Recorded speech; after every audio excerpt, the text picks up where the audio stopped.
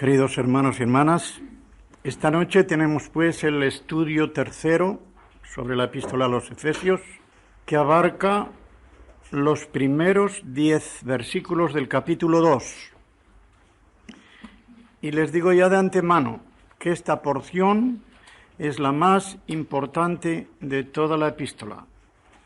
Es un resumen completo de la salvación y una porción excelente para cualquier mensaje evangelístico. Yo la titulo, antes de leerla voy a decir el título y la división. La titulo El proceso de la salvación. Se divide en 3 partes. El estado anterior, versículos 1, 2 y 3. La posición actual, versículos del 4 al 7, y la forma de la aplicación de la salvación, versículos 8, 9 y 10. Los voy a leer con las notas que tengo yo para ajustarlas al original.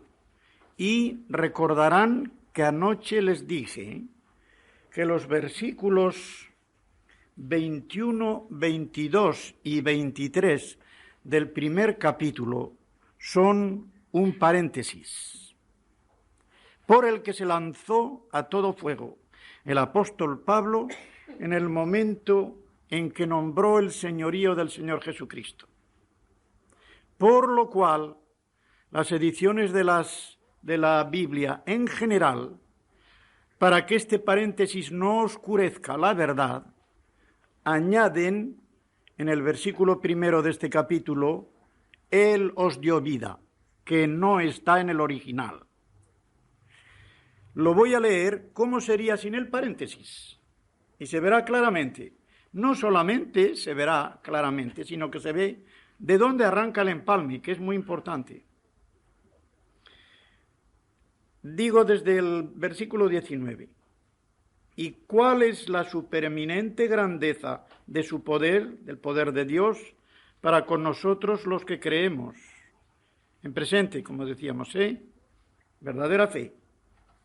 Conforme a la eficacia de la soberanía de su fuerza, la cual energizó, dice el original, en Cristo, resucitándole de los muertos y sentándole a su diestra en los lugares celestiales y a vosotros. ¿Ven? Esta fuerza, esta energía que el Padre ejercitó al resucitar a Cristo de entre los muertos, fue también para nosotros. Y a vosotros, cuando estabais muertos. ¿Os resucitó? Quiere decir. Y a vosotros, cuando estabais muertos por vuestros delitos y pecados, en los cuales anduvisteis en otro tiempo, siguiendo la corriente de este mundo, conforme, es decir, según las normas, al príncipe de la potestad del aire, el diablo. El espíritu, es un espíritu inmundo, pero espíritu porque es de naturaleza espiritual, el espíritu que ahora actúa en los hijos de desobediencia, entre los cuales también todos nosotros nos comportamos, es aoristo, es un pretérito aoristo, no es presente, nos comportamos en otro tiempo al impulso de los deseos de nuestra carne, satisfaciendo las tendencias de la carne y de los pensamientos, de los malos pensamientos. Y éramos por naturaleza hijos de ira, lo mismo que los demás. Pero, estos pero que dan una vuelta de esquina en la Biblia, pero Dios, que es rico en misericordia, por su gran amor con que nos amó, aun estando nosotros muertos por nuestros delitos, nos dio vida juntamente con Cristo. Por gracia habéis sido salvados. Y juntamente con Él nos resucitó. Y asimismo nos hizo sentar en los lugares celestiales juntamente con Él, y aún repite después, en Cristo Jesús, para mostrar en los siglos venideros las sobreabundantes riquezas de su gracia en su benignidad para con nosotros en Cristo Jesús. Y ahora los versículos que todo el mundo sabe o debe saber, el 8, el 9 y el 10. Porque por gracia estáis habiendo sido salvos, eso es al pie de la letra, por medio de la fe. Y esto no proviene de vosotros, de Dios es el don. Así lo dice el original. De Dios es el don, no a base de obras, para que nadie se gloríe, porque somos hechura suya, creados en Cristo Jesús para buenas obras, las cuales Dios preparó de antemano para que anduviésemos en ellas. Qué porción tan hermosa. Pues bien, tenemos aquí, como digo, primero el estado anterior. Y a vosotros, ¿cómo estábamos? En los que Él se incluye, muertos. ¿Qué significa muertos? Porque es muertos espiritualmente, no es muertos físicamente. La muerte principal, y esto, aunque no lo tengo aquí, es muy interesante, cuando en el Génesis 2:17, recordáis que el Señor le dijo a Adán, al prohibirle que comiesen del árbol, de un único árbol, el de la ciencia del bien y del mal, les dijo, porque en el día en que comiereis de él, moriréis. ¿Y no os habéis preguntado alguna vez? Pues no se murieron aquel día. Adán vivió desde entonces nada menos que 930 años. ¿Así? ¿Qué quiere decir? En el día en que comiereis, moriréis. Sí. Tendréis la muerte espiritual, la pérdida de la comunión con Dios, de la cual la muerte física no es más que una consecuencia periférica. Muere el espíritu dentro, y como el espíritu y el corazón son el centro de la persona, irremediablemente la muerte tiene que llegar hasta la superficie, hasta la periferia. Y por eso Jesucristo, para justificarnos y darnos la vida, tuvo que llegar también hasta la periferia y resucitar corporalmente de los muertos, teniendo una vida nueva, para dárnosla. No era suficiente con que muriese en el Calvario. De esa manera mataba a la muerte espiritual, pero no a la muerte corporal. Y para que todo el proceso de la corrupción fuese reversible en la redención, llegó a la resurrección y entonces, siendo aras de nuestra resurrección, tanto espiritual como corporal. Y así es por lo que nuestra resurrección corporal en el último día será una consecuencia necesaria, inevitable, de nuestra resurrección espiritual en el momento en que hemos nacido de nuevo. Pues bien, he de explicar la palabra muertos espiritualmente. Esto no quiere decir que nuestro espíritu, esa facultad física, ese integrante físico de nuestra personalidad, muera, se deshaga. No, el inconverso tiene también espíritu. ¿Pero qué le pasa? Ese espíritu está desorientado espiritual, psicológica y moralmente. En vez de estar orientado hacia Dios, está orientado hacia sí mismo, de modo que es un espíritu egocéntrico, como lo tuvieron Adán y Eva al pecar. Se buscaron a sí mismos y desobedecieron a Dios, no miraron a Dios, no se orientaron a Dios. Pues bien, esta desorientación espiritual y moral y psicológica es la que se corrige cuando Dios echa mano de uno y por su gracia lo levanta y le da la vida. De modo que esto es lo que significa muerto. Digo, no significa que su espíritu no existiese, sino que estaba desorientado psíquica, moral y espiritualmente. Después verán que dice, en vuestros delitos y pecados. Delitos da la palabra griega paráptoma, que significa caída. Parábasis, transgresión. Para ya da la salida al lado, toma del verbo picto, caer. Parábasis de vaino, andar. Parábasis es una desviación del camino. Pues esto connota las caídas actuales, es decir, los pecados personales que nosotros hemos añadido. Y pecados es el vocablo común que tanto en hebreo como en griego significa una desviación del blanco. Errar el blanco, como se llama.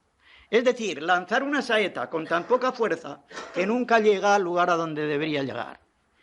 Esto se explica mejor de la siguiente manera.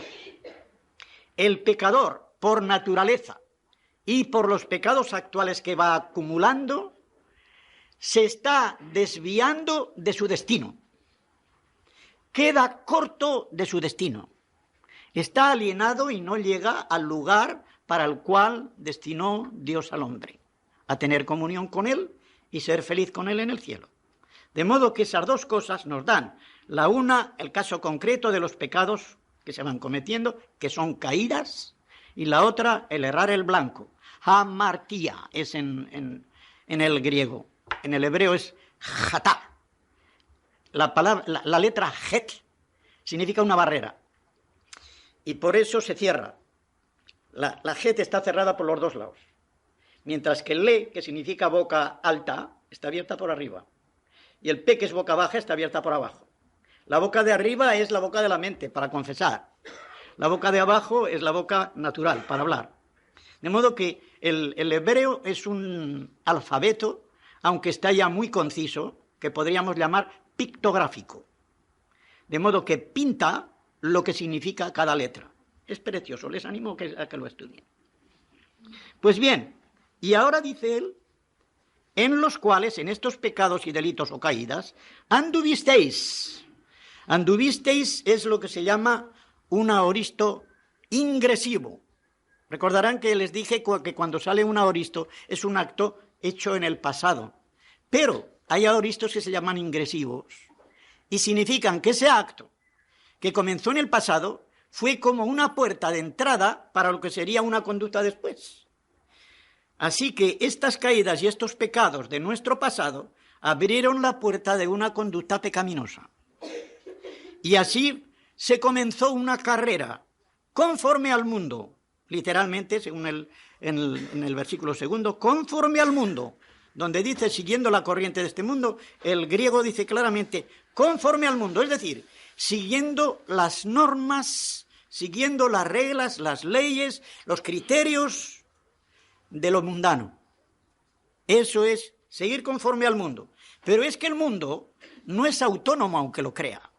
No se forja sus propias leyes. Las leyes, lo sepan o no lo sepan, se las impone el diablo. El diablo, y por eso dice, conforme al mundo, sí, siguiendo la corriente, pero conforme al príncipe de la potestad del aire, que es Satanás. Le llama príncipe no solo porque es jefe, y el Dios de este mundo, dice Pablo, sino porque tiene a su lado y debajo de él subalternos, los demonios. Diablo no hay más que uno. A veces nos equivocamos, no hay más que un diablo. Los demás son demonios, los que están a sus órdenes. Por eso se dice que uno está endemoniado.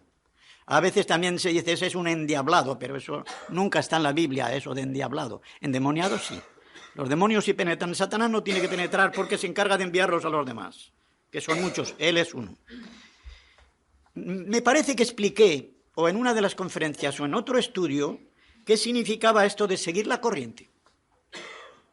Seguir la corriente significa que de la misma manera que en un río con pesca, o sea, es una pesca fluvial, y los peces, si son peces muertos por la contaminación de las aguas o lo que sea, flotan y van siguiendo la corriente, hasta la desembocadura del río.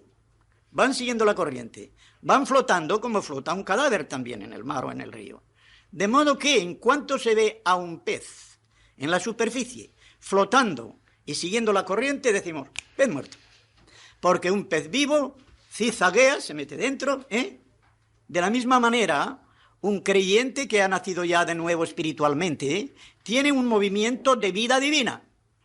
Pero el que está muerto está siguiendo la corriente porque el que se lo lleva es el diablo. En Primera de Juan les voy a decir, porque además está mal traducido para que lo traduzcan bien. Es de una importancia tremenda. Al final de la Primera de Juan, el capítulo 5.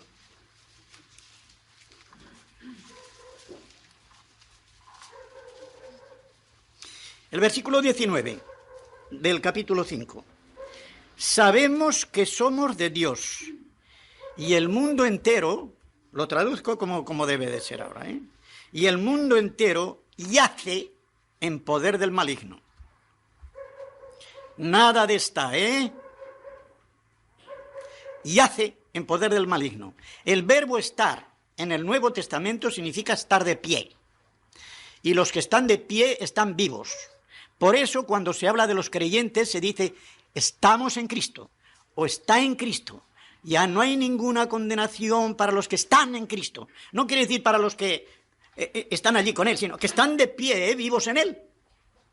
Él es como la raíz y nosotros, o la cepa, como dice el mismo Jesucristo en Juan 15, Él es la cepa, nosotros los pámpanos. Pues bien, estar en Jesús es estar vivos, de pie.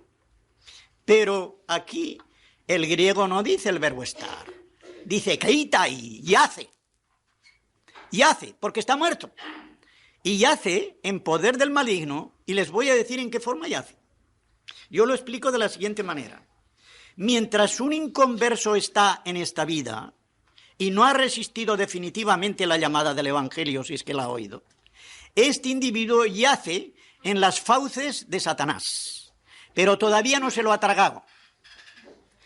En cuanto pasa a la eternidad, pasa al estómago del diablo y ya no se saca de ahí.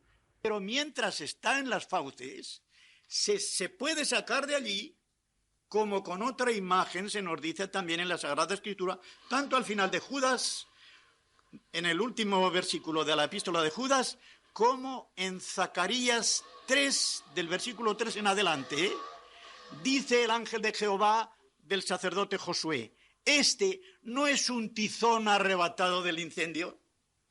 La imagen es de una persona que está ya quemándose como si se quemaran las llamas del infierno, pero no ha llegado todavía al fondo. Y ya como un tizón que está ardiendo, le predicas el mensaje de salvación, lo escucha por la gracia de Dios y pone la fe y lo sacas como ardiendo, pero todavía tiene vida, todavía no se ha quemado del todo.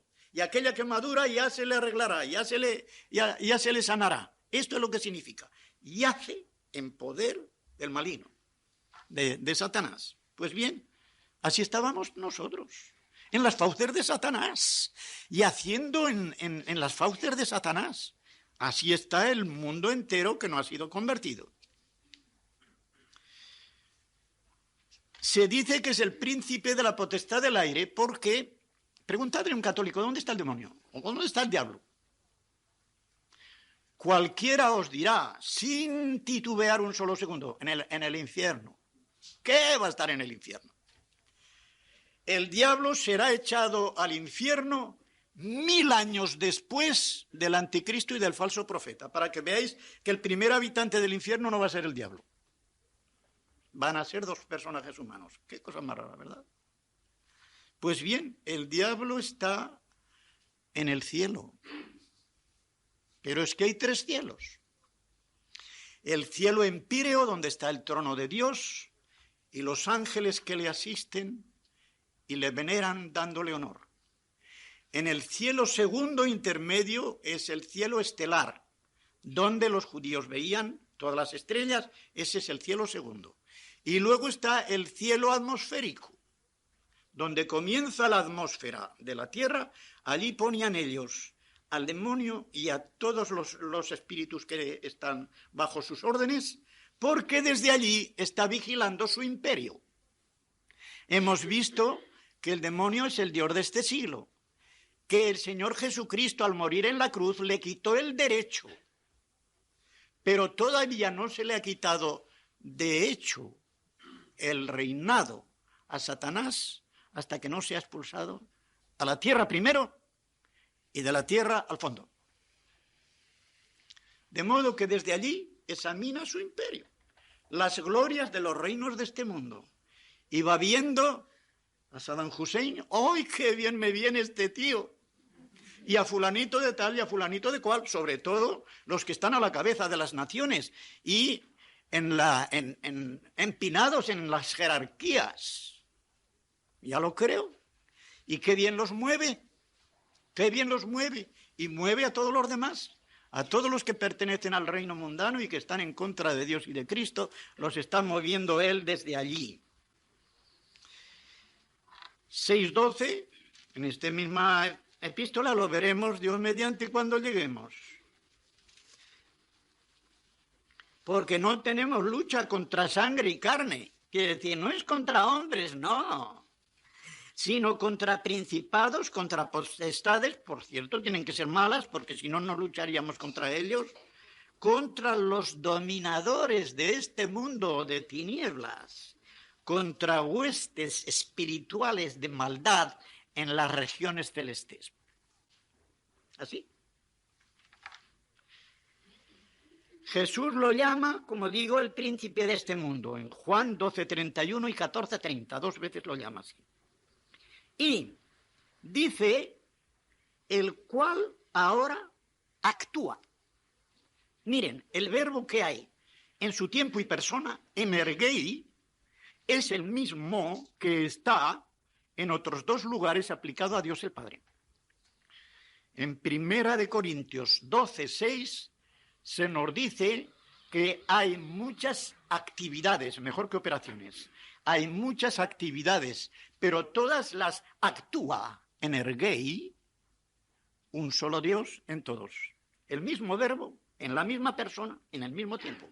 Presente, como diciendo, es cosa continua. El presente griego es continuativo.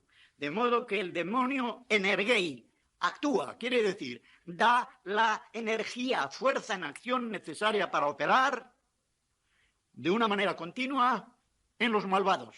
De la misma manera que Dios el Padre actúa, da la energía necesaria para operar bien en los que se salvan. Está en 1 Corintios 12:6, les he dicho, y también está en Filipenses 2:13.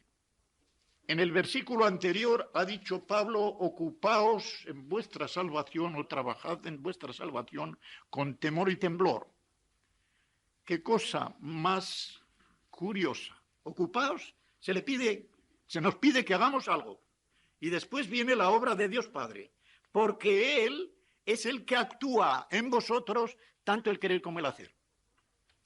De modo que Dios pone esa parte, pone en nosotros la energía en acción, pero esa energía en acción que se acumula en nosotros por acción de Dios tiene que salir al exterior.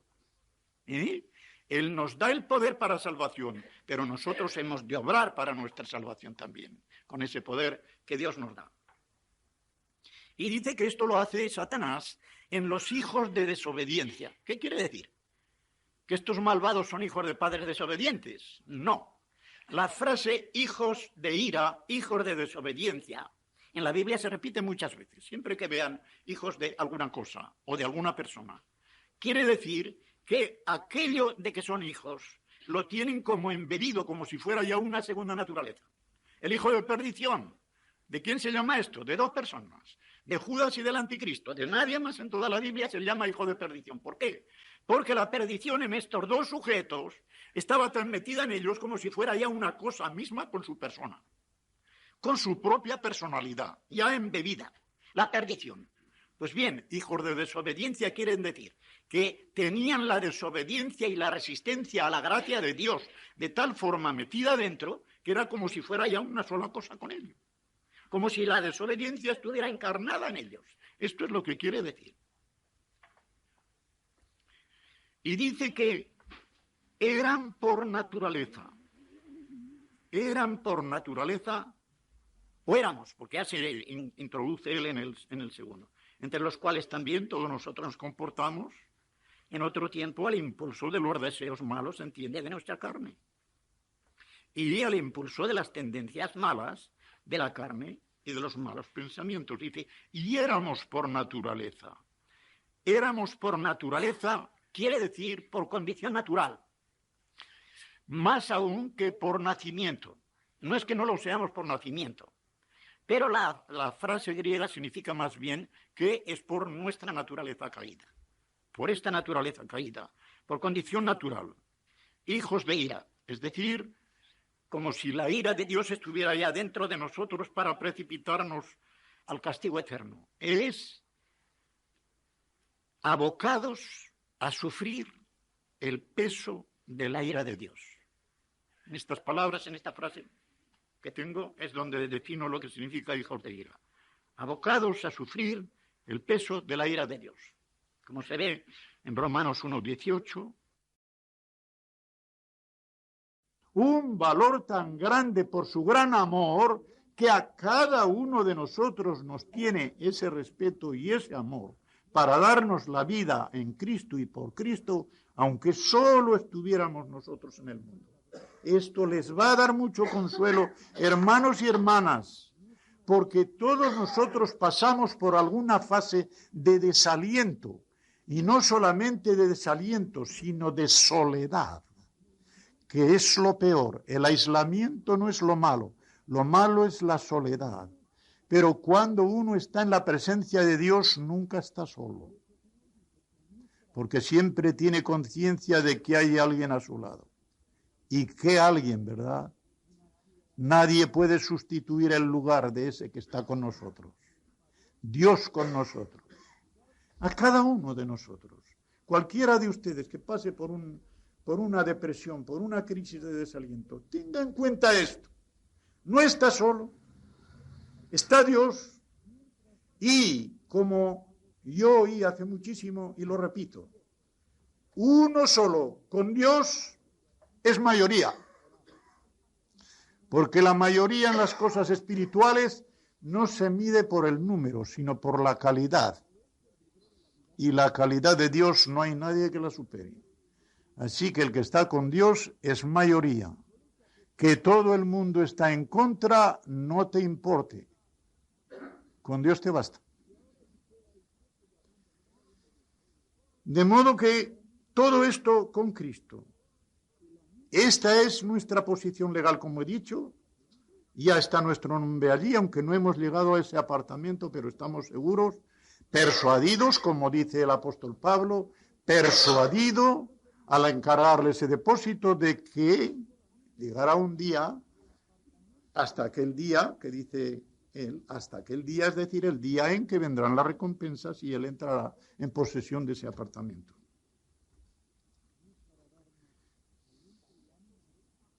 Y esto tuvo una finalidad ulterior, que es la finalidad última. Cuando a una persona, a un creyente, se le pregunta cuál es el fin del mundo, cuál es el fin tuyo, cuál es el fin de nuestra vida, ha de contestar, y esto ya lo teníamos en el catecismo de Astete o de Ripalda en la Iglesia Católica, ¿cuál es el fin del hombre? La gloria de Dios. El hombre ha sido creado para la gloria de Dios. El Señor mismo lo dice en el Antiguo Testamento, para mi gloria os hice, para mi gloria os creé. No lo tengo aquí, pero también a mi mente viene una idea que es necesaria para explicar esto. Habrá quien diga, y eso no es egoísmo. Para mi gloria, para mí, para mí, para mí. Miren, ¿cuál es la gloria de Dios? ¿En qué consiste la gloria de Dios? Dice el Señor en Isaías, mi gloria no se la doy a otro. ¿Otro egoísmo? La gloria de Dios consiste, atiendan bien porque esto es esencial. La gloria de Dios consiste sencillamente en que Él es el único Salvador necesario y suficiente. Él es el único necesario, luego ningún otro es suficiente. Él es el único suficiente, luego ningún otro es necesario. Y como quiera que Él es el único Salvador necesario y suficiente, Dios es un Dios celoso. Y su celo consiste solamente en la pena grandísima que le da de que un ser humano se vaya tras otras cosas que no le pueden salvar ni le pueden hacer feliz. En eso consiste la gloria de Dios, en saber que Él es el único que puede salvar y que puede hacer feliz. Luego la gloria de Dios no solamente no tiene nada de egoísmo, sino que es una infinita generosidad, por la cual el Dios infinitamente salvador tiene celo de los ídolos, tiene celo de las cosas falsas que no pueden dar. la felicidad, porque dice desgraciado. Pero si se me va tras una cosa que no puede dar la felicidad, es el grito que da el Señor en Jeremías 2:13, cuando dice, me abandonaron a mí, fuente de aguas vivas, manantial de aguas vivas. ¿Y qué es lo que se hicieron? Cisternas, cavaron cisternas rotas, que no retienen el agua. Fíjense, cisternas ya son malas aunque no estuvieran rotas, porque el agua se pudre.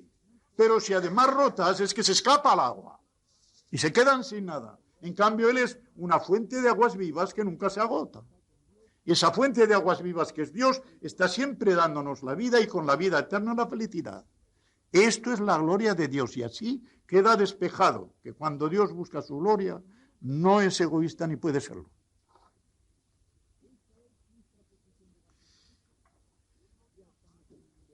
Él lo llama las sobreabundantes riquezas de su gracia en su benignidad para con nosotros en Cristo Jesús. Qué riqueza tan grande en cada palabra de las que Pablo va poniendo su pensamiento.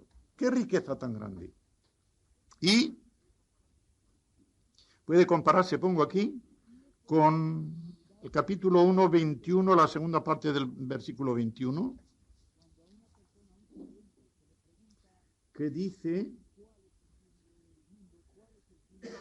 no solo en este siglo, sino también en el venidero, para ver que habrá, las riquezas son para ahora y para después, para mostrar en los siglos venideros. ¿Sí? Entonces serán manifiestas, pero se nos dan ya en este siglo, y serán manifiestas en el siglo venidero. También pueden verlo en 2 Corintios 8:9, es un versículo que nos ilumina mucho, porque en ese versículo Pablo dice, ved la gracia del Señor Jesucristo, el cual, siendo rico, por nosotros se hizo pobre para hacernos ricos con su pobreza. Recuerdo que leí en la biografía, creo que fue de un gran siervo de Dios, que como tenía el Espíritu Santo de tal forma sobre él, para iluminarle en momentos de apuro, y se dio cuenta de que estando él predicando, habían entrado unos individuos que él los conocía muy bien como unitarios, es decir, los que niegan que Jesucristo es Dios. Y le vino enseguida este versículo, y dice, vamos a ver, si Jesucristo no es Dios y nació como los demás hombres, haciéndose pobre, ¿cuándo era rico? Claro, ¿cuándo era rico? Porque dice, siendo rico se hizo pobre. ¿Cuándo se hizo pobre? Al nacer, ¿no? Y dice que antes era rico. ¿Pues cuándo? Si se hizo pobre al nacer, es que era rico antes de nacer. Era rico cuando era solamente el Hijo de Dios. Se hizo pobre al hacerse hombre. Y con esa naturaleza humana clavada en la cruz del Calvario, su pobreza, con eso nos hizo ricos. Si con esa pobreza nos hizo ricos, ¿qué ricos nos hará con su riqueza? Con la riqueza eterna del cielo. Y vienen estos 3 versículos que son los principales de toda esta porción tan principal. Estos 3 versículos nos dan claramente cómo se aplica la salvación obtenida por el Señor Jesucristo en el Calvario. A cada uno se aplica de esa manera. Por gracia, mediante la fe. Fíjense que la construcción es distinta. Por gracia está lo que se llama dativo instrumental. Mediante la fe está con una preposición instrumental, pero no en dativo. Chariti en dativo, por gracia, diapisteos, mediante la fe. Creo que ya lo he explicado aquí en otro día, pero voy a explicarlo porque esto tiene una ilustración muy sencilla, muy sencilla. Por gracia mediante la fe quiere decir que lo que nos salva es la gracia, no la fe. Nos salva la gracia y la gracia la obtenemos mediante la fe. La ilustración que hacía yo es la siguiente. A una persona le ponen delante un plato de comida. Va a comer un buen filete, lo que más le guste a cada uno se lo puede imaginar. No sea que a alguien no le guste el filete y no le resulte la ilustración. Consideren lo mejor que les ocurra a ustedes para comer. Cosa que se coma, bueno, ya sea con cuchara o con tenedor, no, me da igual. Pero yo suelo poner tenedor porque suelo aplicarlo de carne o de bistec. La carne que come y de la que se nutre es la gracia. La fe es el tenedor. La fe es el tenedor. El tenedor no nutre, nadie se come el tenedor. Pero sirve para coger la carne. De modo que la fe, como también se suele decir, es como la mano desnuda de un mendigo que no tiene nada y no puede hacer más que alargar la mano para que alguien le dé una limosna. Dios nos pide que alarguemos el brazo de la fe y Él nos da además el poder para alargarlo.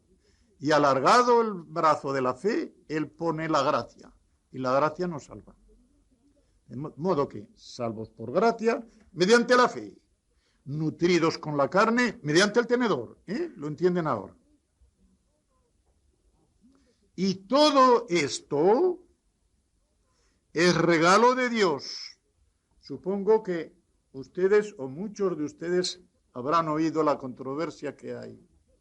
¿Qué significa y esto? ¿Qué significa y esto? ¿La fe o la salvación? Confieso que yo he estado equivocado, estuve equivocado en otro tiempo.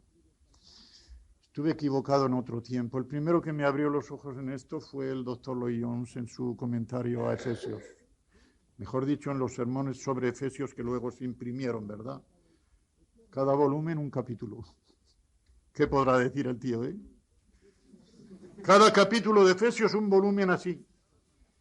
Claro, eran sus sermones y él machacaba y repetía y tal, pero dejaba las cosas claras como el agua. Pues bien, si como quiera que pistis es femenino, aquí viene el argumento gramatical, si lo que Pablo hubiera querido decir es enfatizar que esto, la fe, es un don de Dios, no hubiera podido ponerlo en neutro. No podría decir tuto, kai tuto, que es neutro. Tendría que haber dicho callauté, que es femenino.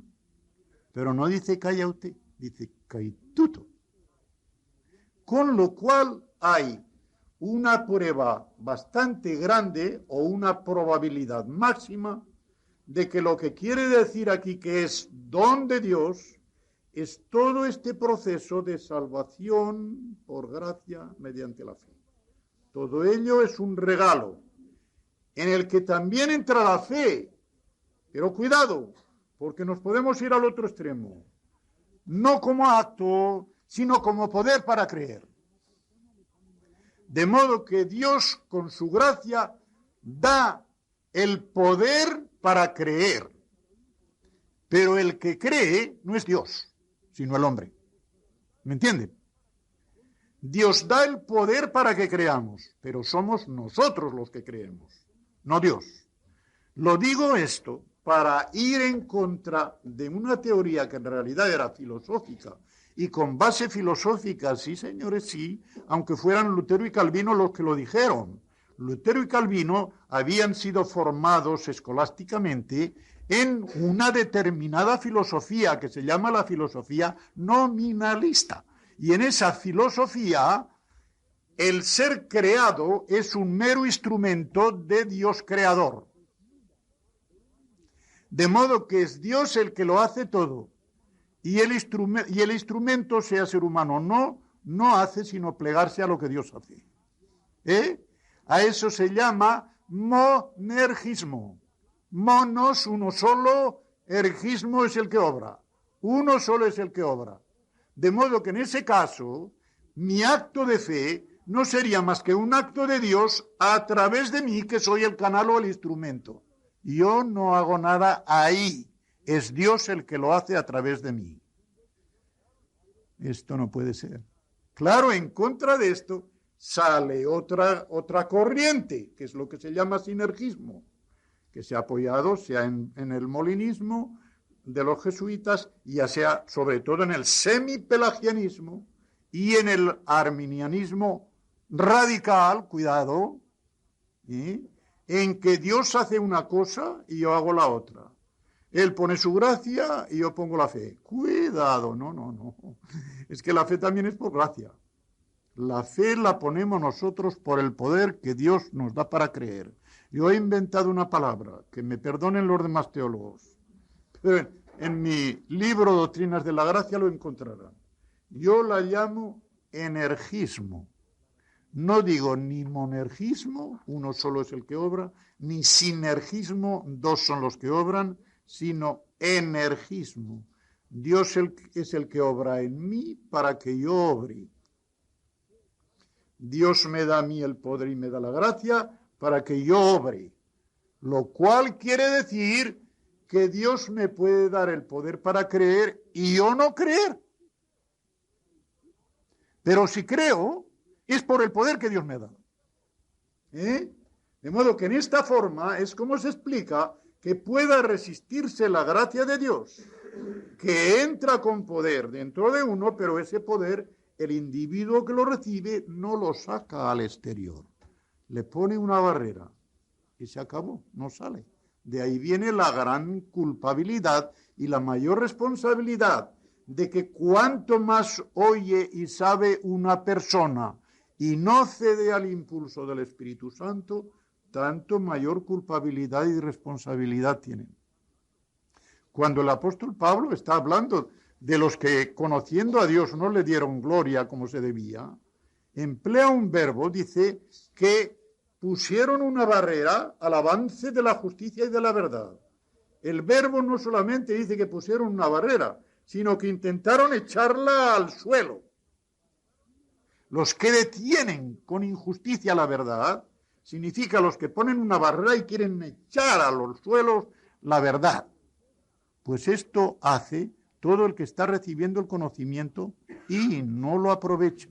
¿Recuerdan lo que dice el apóstol Pedro en su segunda epístola cuando está hablando de aquellos que recibieron iluminación, que recibieron conocimiento, y dice, y les pasó como el perro que vuelve al vómito o la puerca que vuelve a revolcarse en el cieno? Tuvieron iluminación, tuvieron conocimiento, el Espíritu Santo obró en ellos, pero no llegaron a la perfección y rechazaron toda aquella obra. Mucha mayor responsabilidad, como dice él, más les valía no haber llegado nunca al conocimiento de la verdad que el haber apostatado. Claramente, no llegaron nunca a nacer de nuevo, pero todo el conocimiento que iban adquiriendo, al rechazarlo, se iba convirtiendo en ellos en mayor responsabilidad y en mayor culpabilidad. Hermanos, les voy a decir una cosa muy grave. Lo he dicho muchas veces desde el púlpito de la iglesia donde estuve en Vigo, y lo voy a repetir aquí. Ninguna persona sale de un culto de ministerio de la misma forma que entró. ¿Me entienden? Y lo digo no solamente para incrédulos, sino para creyentes. Nadie sale de la misma forma que entró. O sale mejor o sale peor. Si ha rechazado la palabra, sea para edificación, sea para conversión, sale peor que entró, porque sale con mayor responsabilidad. Si ha escuchado la palabra y la recibe, sea para conversión, sea para edificación, sale mejor que entró. Pero nunca, nunca sale igual que entró.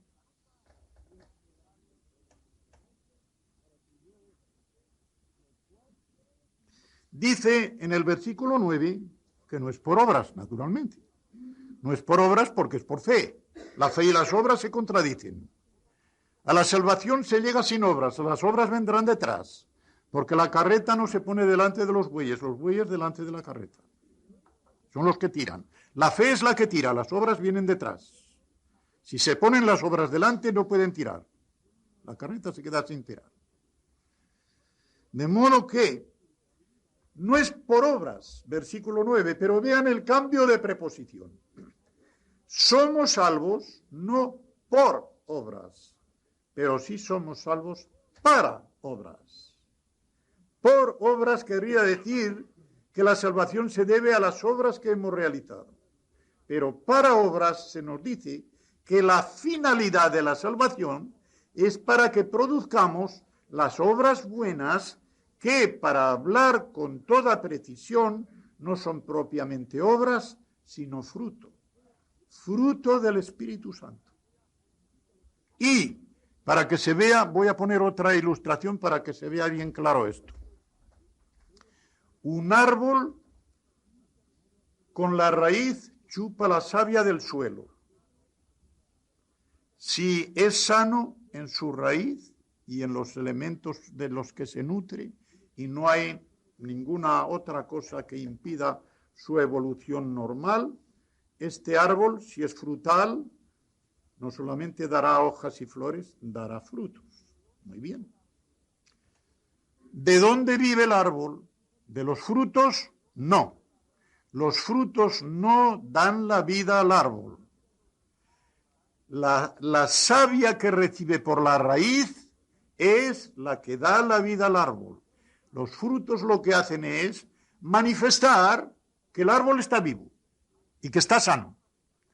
De la misma manera, las obras buenas que hace el creyente no le salvan, pero dan a entender claramente de que ese creyente está salvo. Porque está salvo, da frutos del Espíritu Santo. No son los frutos los que le salvan. Da los frutos porque el fruto del Espíritu Santo los da al estar salvo. Así que los frutos no dan la vida al árbol, pero lo muestran. Y esto, les voy a decir otra cosa que también es grave. Cuando digo grave, quiere decirse de peso, porque eso es lo que significa la palabra grave en su etimología. Peso. Para saber cuando hay alguna duda, ¿estaré salvo? No es verdad que hay muchas personas que dicen, oye, yo no sé si estoy salvo o no. Mira que la conducta que yo llevo, o se le dice a un hermano, la conducta que yo llevo parece que no se distingue mucho de la que llevaba antes. ¿Qué pasa aquí? Y dice, pero yo estoy seguro, yo creí en el Señor Jesucristo, estoy seguro de que fui salvo, pero no he cambiado mucho o estoy decayendo, que suele ser lo más corriente, estoy decayendo. Una persona que llega a esta duda necesita espolearse con oración y pidiendo la conducción del Espíritu Santo para progresar en la santidad. Porque, en definitiva, la única evidencia patente de la salvación está en la santificación, es decir, en los frutos del Espíritu Santo. Una persona que dice que se ha convertido, que es creyente, y en la cual no se ve a la larga ningún fruto del Espíritu Santo, tiene muchos y grandes motivos para pensar que quizá no está salvo. Digo tiene motivos, no digo que no esté, pero tiene motivos para pensarlo. Un puritano inglés, Thomas Brooks, escribió un libro, el cual yo iba a traducir por la misión en la cual estábamos nosotros, pero la misión pensó otra cosa, para mí equivocadamente, y traduje otro, que es, lo traje aquí bastante, los rasgos distintivos del verdadero cristiano. Para mí ese otro libro tenía mucha más importancia. El libro se titula El cielo en la tierra.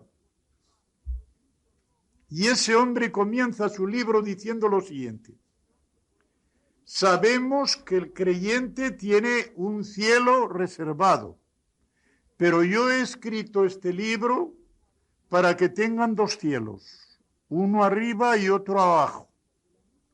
¿Cómo tendrán el cielo en la tierra? Si siguen los consejos de aquí y van progresando en la salvación, tendrán el cielo en la tierra, porque les dará una seguridad bastante fuerte de que tienen la salvación. Y es que una cosa es la seguridad y otra cosa es la certeza. Esta distinción tiene mucha miga. Les voy a decir en qué consiste. Todo creyente que es salvo tiene la seguridad de la salvación. Pero esa seguridad en sí, objetiva, el que la ve es Dios. ¿Recuerdan lo que dice Pablo? Creo que es en la 2 Timoteo. Cuando dice, porque Dios tiene este sello. Él sabe los que son suyos. Él sabe los que son suyos. O sea, la seguridad objetiva de la salvación está en Dios, que nos preserva. La perseverancia del creyente es la pasiva de la preservación de Dios. En nosotros se llama perseverancia, de parte de Dios se llama preservación continua. Pero una persona que tiene dudas no tiene certeza. Si es verdaderamente salvo, tendrá seguridad, o sea, seguridad objetiva. Allí está, guardada, pero no tendrá certeza. ¿Y qué es lo contrario de la certeza? La duda. Y cuando un creyente comienza por la crisis de la duda, no puede tener el cielo en la tierra. Confusión, ¿qué pasa aquí?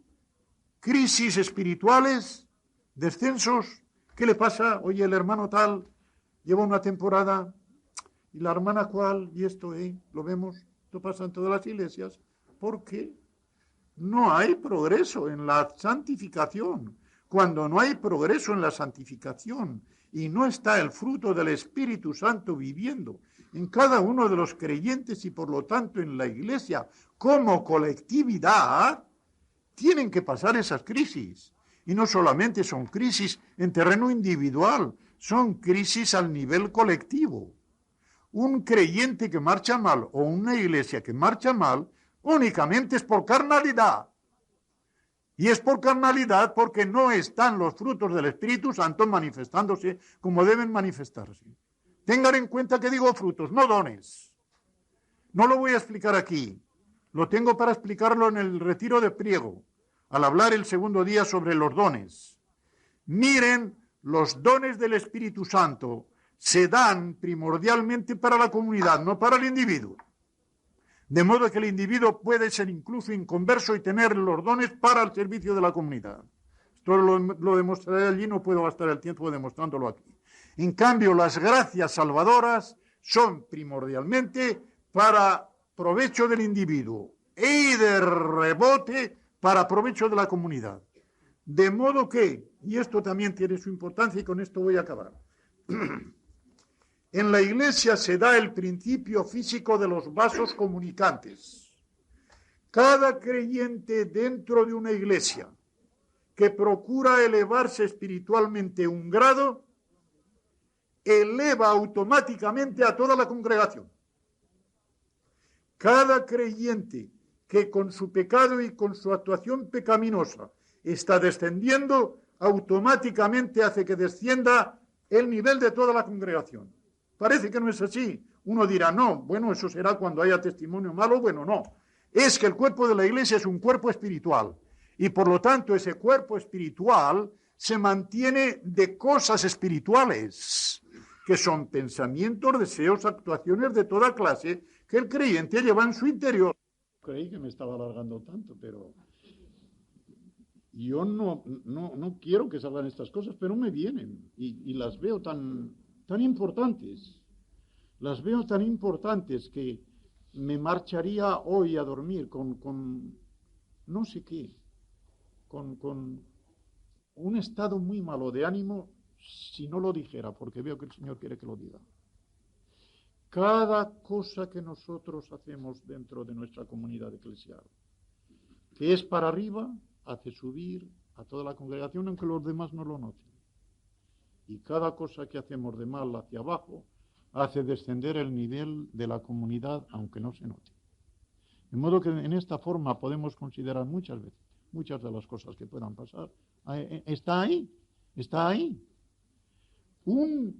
Supongamos, por ejemplo, que dentro de una congregación hay un individuo que verdaderamente no solamente es que sea un creyente carnal, es que no está convertido y está siendo un demonio dentro de la congregación.